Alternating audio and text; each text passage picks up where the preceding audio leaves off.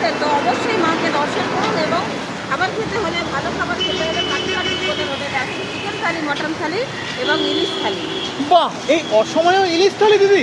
হ্যাঁ, অসময় ইলিশ থালি আমার দোকানে পাওয়া যায়। কি দিদি, অসময়েও ইলিশ থালি পাওয়া যাচ্ছে? একদম একদম। বাহ, আজকে আমরা চলে এসেছি কালীঘাটের বিখ্যাত দুই বোনের হোটেলে, তো যেখানে অসময়েও পাওয়া যাচ্ছে ইলিশ মাছের থালি। আচ্ছা, আগে বলে দাও কে বড় কে ছোট?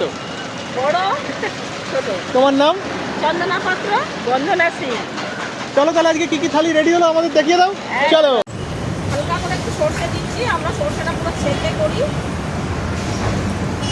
সর্ষের এই কালো অংশটা খেলে অনেক সময় গ্যাসের প্রবলেম হয়, সেই কারণে আমরা একটা সর্ষেটা ছেঁকেই করি। দিদি কি রেডি হবে এখন? এটা রুই মাছের ভাপা হবে। রুই মাছের ভাপা রেডি হচ্ছে দেখুন দুই বোনের হোটেলে। আর সকালবেলার থেকে আসার পরের থেকে দেখতে পাচ্ছি বিভিন্ন পদের রান্না কিন্তু অলরেডি কমপ্লিট।